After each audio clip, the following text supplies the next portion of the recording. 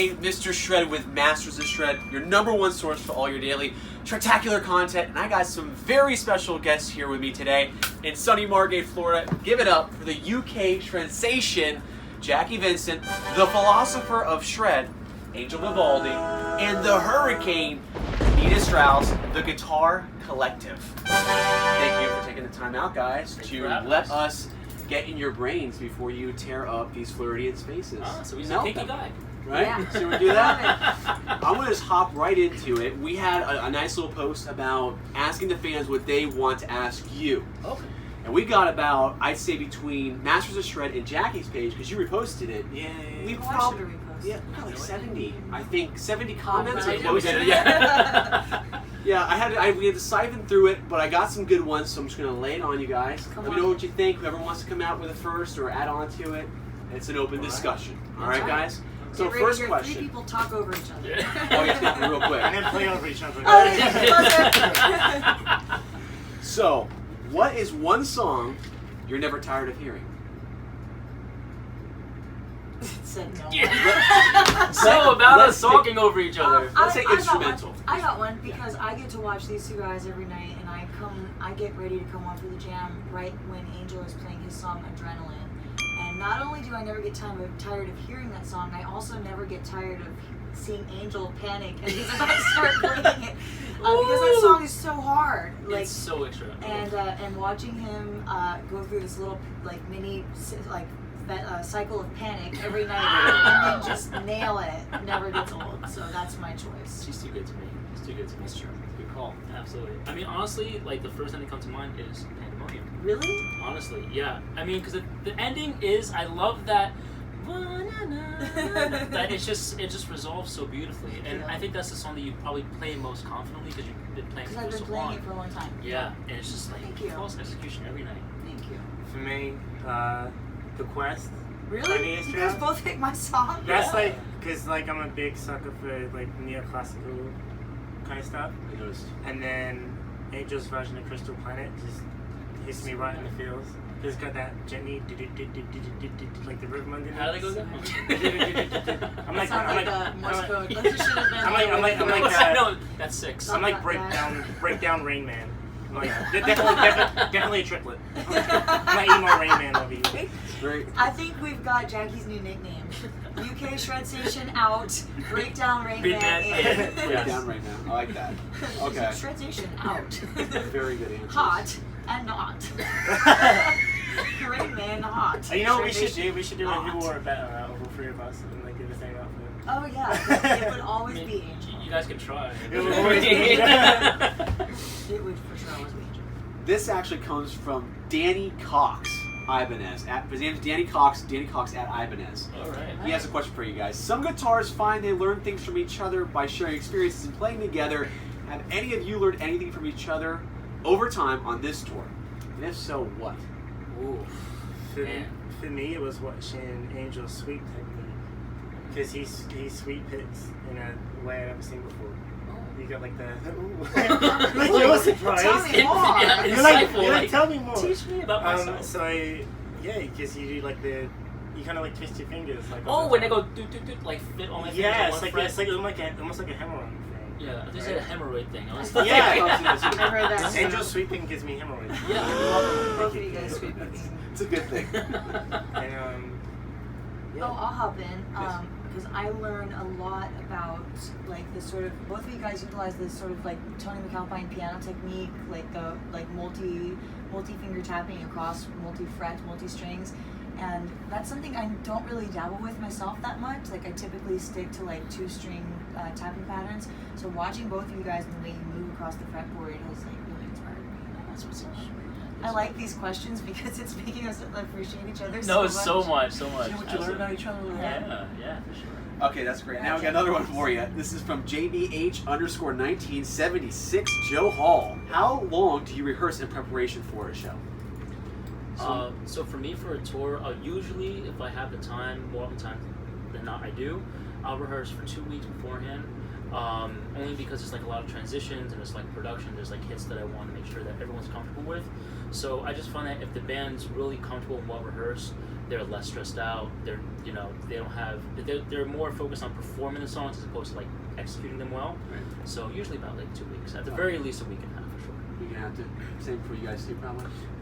For me, I'll do like about 2 weeks, and like with a live band, definitely 2 weeks. But if it's by myself and it's kind of like a clinic thing, where it's like me and tracks, and I'll just sit there like all day for a few days, just make sure I have everything down. But for me personally, when I'm on stage, you really have to sort of rely on your muscle memory, because when you are on stage, not only do you have to worry about playing the best of your ability, but you also have people looking at you, and then there's the fear and the adrenaline. So you need to sort of counteract that fear and adrenaline by having your muscle memory on point to the point where you don't even really have to think about what you're playing anymore. So for me, that's a big deal. And the only way that I can get that muscle memory to sink in to the point where I'm that comfortable is just to spend, for me, even longer than 2 weeks. 2 weeks of a band, but for me personally, just learning the songs even longer than that, just to let that muscle memory seep in. Like if you were to say to me, even if it was a simple chord progression, learn this chord progression and then play it tomorrow, the chance of me messing up is like really high, because I need that to sink into my muscle memory. So. Everything's different when you're on stage. Yeah, versus exactly. in your room. Everything's different. Yeah. So. And everything is different between guitar players, because for me, I mean, I met the guys that are playing with me tonight on the day of the first show. There was zero rehearsal, none. And I've been in a lot of situations, even with Alice, I only did 2 days of rehearsal before my first tour. For the first Alice Cooper show, I flew into the first city on Monday, arrived Monday night, met the guys for the first time on Tuesday, we rehearsed Wednesday, Thursday, and the show was Friday. And that was the start of the Motley Crue tour. We were on that tour for 2 years, playing arenas and festivals all over the world. So I think what it comes down to is rehearsal is amazing, but rehearsal is also a luxury, and you need to be able to just hop in and if something calls for it, say, hey, you need to be ready to play these songs tomorrow. Trust your ability and be able to just hop in and do it. And that's what I did with Dean and Jay, who are Angel's guitar and bass player for his solo band. I trusted Angel to find me good guys, and they came in the first day and killed it. I think that's also you start to probably realize when you reach pro status, when you're nailing stuff like that in such short notice. People ask, when do you know that moment? Well, if you're not knowing it, you better get on it quick, because that's what, sink or swim at that point. For sure. And wait, hold on a sec, guys. What's that? Oh, really? Okay. Banana Guys, phone. I just got this in. The Guitar Collective is now bringing on 2 more guitar players to go into the same crew with you guys. So, who would you want to see it be? Oh! I love that. Oh! I love that. Is that where my phone was going on? Yeah. Tell me what it was. It's in his butt. It's in my butt. Right, she was buzzing left and was kind of like, what? I'd like to nominate another girl to balance it out a little more. Maybe get Courtney in here, Courtney Cox, or Sarah Longfield, or Neely Brosh. Neely would be incredible. Yeah. I don't know if I want to get outplayed by Neely that badly. But although Court could do the same, play circles around all of us too. So I'd like to see the chromosomes balance out a little bit. Oh yeah, absolutely. I mean, Yvette too. I mean, I'm a huge fan of that. Everything that she does is it's very her, Yeah, and I think that got a lot of personality. Absolutely, and same with Sarah Longfield, to be honest. I mean, they're all very unique in their own way. But I feel like Courtney, personality-wise, would fit in with us. Oh, because she's such an outrageous performer. No doubt. You get someone like Courtney, and she's got the hair flips down, she's got this poses down, she's got the stances down in a way that a lot of female guitar players don't do. For sure. So I'd still pick Court. Oh, for sure, absolutely. Not just because I love her so much. She's a solo album she's working on, right? Yeah, she's working on solo music. And I saw some of the clips. I'm like, oh my gosh, she's a monster. Incredible. Yeah, she's a beast. I mean, for me, man, I would.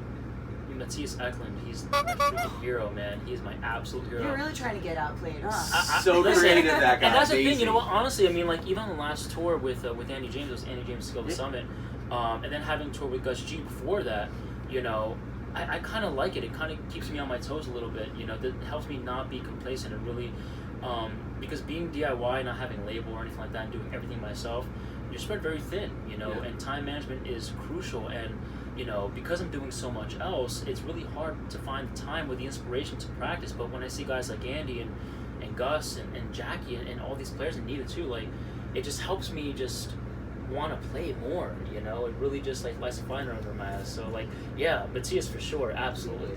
Oh my god. Great player, amazing. For me, one of my favorite guitar players is Tom Quayle. Oh yeah. Yeah, so he's, you know, I watch his videos every day, and I'm just like, my jaw just drops. And he's just like incredible. I think, and also I'm a huge Rick Graham fan. You know, it's just Shredfaction. Yeah, like Shredfaction. Yeah. So, those two guys, and not just because they're English as well, but yeah, those guys, you know, they just blow me away. I just think they're incredible, and I would want them on the tour just so I could punish them and be like, please teach me, like how do you do that? You know? So yeah, I think they would be my some of my top picks. But it's just like there's really no guitar players that I don't like, especially in the scene right now. I'm just like, there's just so many incredible musicians I just love to watch play. So you know, you can't really go wrong. Tom Quayle has a beautiful New Zealand tribe in us too. Oh, it's gorgeous. Yeah. I'm surprised when you guys said Buckethead. Oh yeah. There's not a wrong answer. There isn't a wrong answer. Oh, are we There's going so there? many. Like, No, can we you know pick what? today? Yeah, The only reason I bring that up is because I always thought, why didn't G3 or Generation X, but primarily G3, ever get Buckethead or John 5, who have tons and dozens of solo albums Well, that never been on the bill? You know Everyone what? wants to see I it. think a lot of it, honestly, when you look at the lineup for Generation X we were talking about before, it's the same lineup as last year. You know, G3, they're more for like legacy acts, you know, Yeah. and that's why I started the Guitar Collective. You know, it's a beautiful platform, you know, for newer, you know, people and guitarists who have something beautiful to say, to say it in front of people, and then for the audience to experience it, you know, not behind a laptop or a phone. They could see it live, and you know. I could be wrong on this, but I see the Guitar Collective as the Millennials G3. Yeah.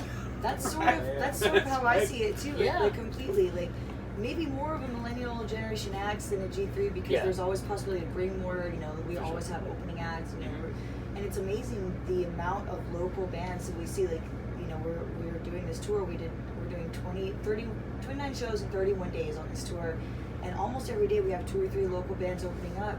And we see these incredible instrumental bands. You know, 90% of them are instrumental because that's what fits in with what we do. And, you know, Angel creating the Guitar Collective has given this platform, not just to me and Jacky to help us be more visible to the instrumental guitar audience, but also to, you know, all these bands in their local scene who fans of instrumental music are coming out to see us. And we'll now have this amazing platform. So I really hope that, you know, maybe the giants of Generation X and G3 will follow Angel's fine example and take out a younger artist, you know, take out, you know, an opener to come on and play at 7 p.m. when people are walking in the doors and go, hey man, like, it's amazing to go and see Vi and Malmsteen and Nuno and get this incredible experience of your favorite guitar player, your lifelong hero, but take somebody out and give them the opportunity to showcase themselves on your platform. Right. But until that happens, we'll We're make gonna our own do tour. our own, that's it, I man. think they got tossed for that's all. That's awesome. But yeah, sure. You know, but that's great though. Okay, and this comes a good one from Orange_Plectrum, Mr. Garrett Nicolo. This comes from the Tortex .60. Yeah, I like that. sure. He cares. What's the first thing you do when you have free time while touring? Free time while touring? Obviously, sit down with me, right? That's the first thing. Well, duh. Give it. Are you sure? All right. And then after that, go to the gym. That's what the 3 of us are always texting each other when there's free time. Like, because we're on a group text, say, hey guys, there's a Planet Fitness, you know, 2 miles up the road if anyone wants to share an Uber. We haven't had much of that free time. It feels like a distant memory. Yeah, I know. I'm shrinking. Maybe you're shrinking, I'm expanding. For me, I'm working on a book right now, just kind of, you know, geared at musicians, and not just like hey, here's these scales, practice this, so you can play over these chords or whatever. You know, it's not like a regular theory book. It's more like, you know, this is strategic ways to practice. This is how to practice. This is how to, like, you know, do those daily habits and those routines to excel at your instrument and to move forward, and even go into stuff like touring and industry stuff, and just to help musicians. So I've been working on that. I've been trying to do an hour a day and type away, but it's been really, really difficult. Like Nita said, there's very, very little time to do that. But so I've been working away at that.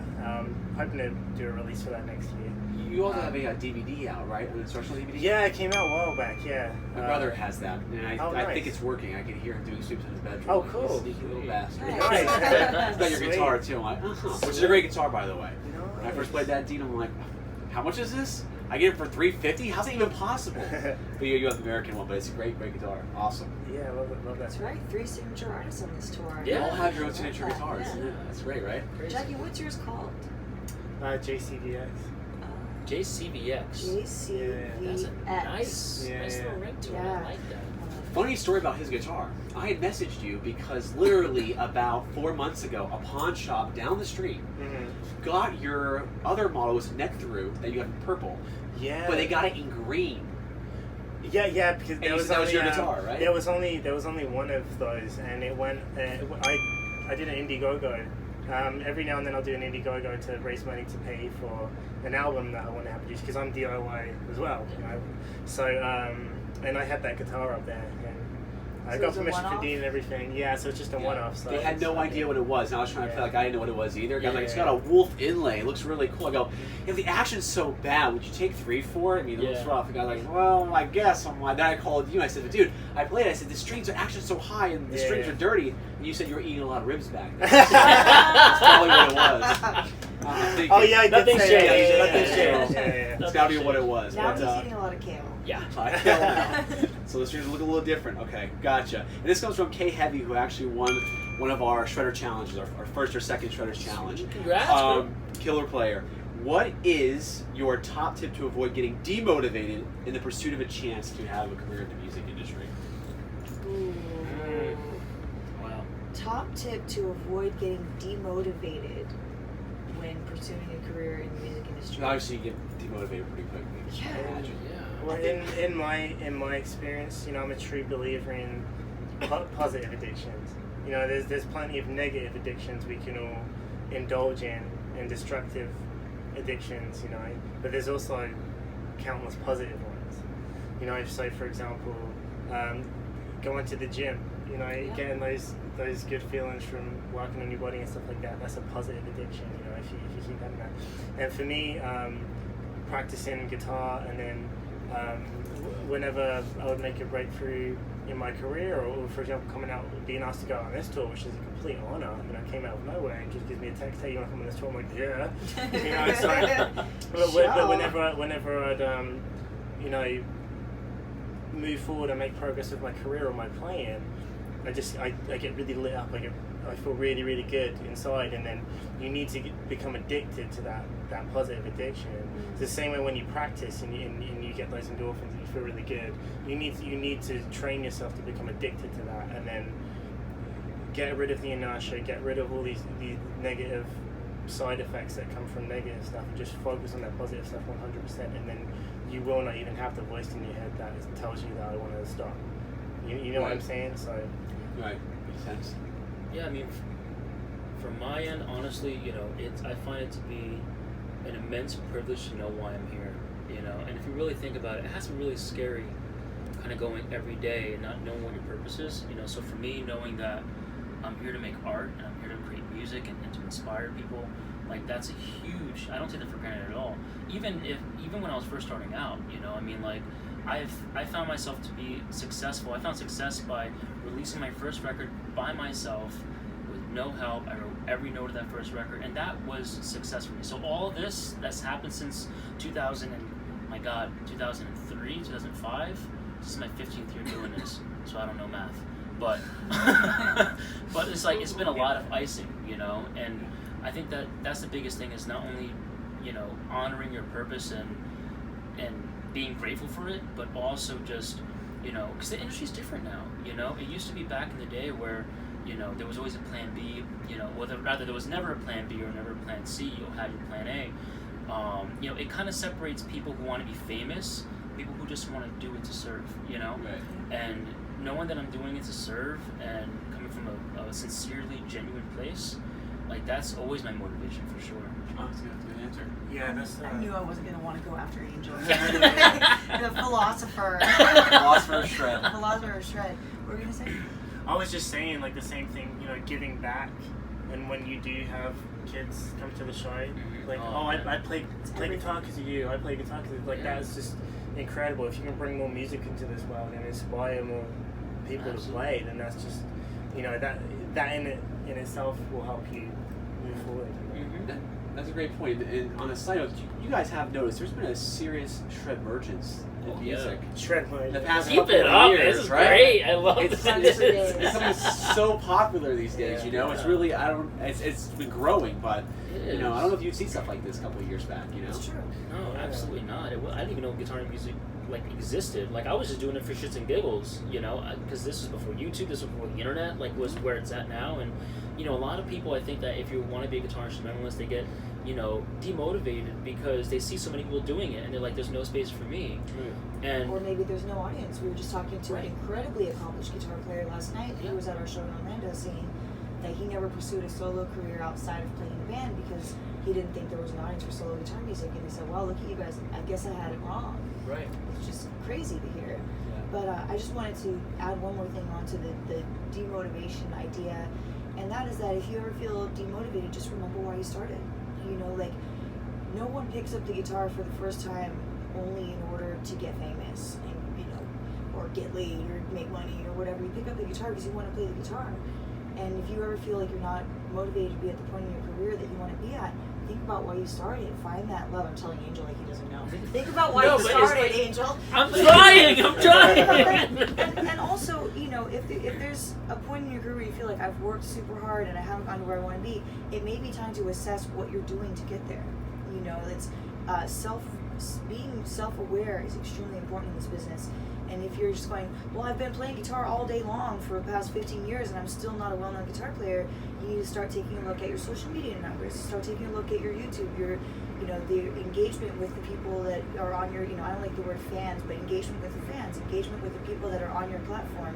Are you doing everything that you can to get to where you want to be and not just the fun part? Because, you know, they don't pay us to play guitar out here. They pay us for the other 23 hours in the day that we're answering emails and paying people's salaries and, you know, figuring out how much buses cost and, you know, telling everyone to put their shoes away and, you know, all the other stuff that goes along with touring. You know, I'm making light of it, but there's a lot more that goes into it than just playing guitar. So if you're feeling discouraged and you feel like you could be further in your career, take a step and assess where you're at and what you've done to get there and what you could possibly do to get to the next level. That's a great answer. This actually goes to Angel. Okay, I don't know how to bring this up. I don't want to get you uncomfortable. It's impossible. Okay. I saw those beads of sweat forming. Get Harold. Oh yeah, that'll break the ice. And just like cutscenes of just like slow mo. Does Dorothy ever get jealous of Betty?